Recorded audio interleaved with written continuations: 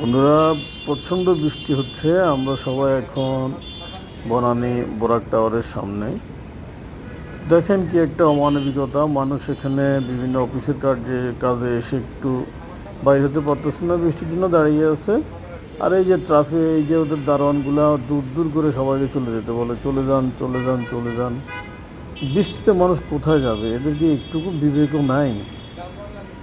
এরা কি মনে করে নিজেদেরকে, আমি বুঝলাম না। বাইরে এত বৃষ্টি আর এই লোকগুলো আমরা দাঁড়িয়ে আছি, কিন্তু সরে যান, ওই দাঁড়ান, এভাবে করতে এই ধরনের বিশ্রী একটা আচরণ করতেছে আমাদের সাথে বলতে এখানে দর্শক দেখছেন আপনারা কত মানুষ আছে।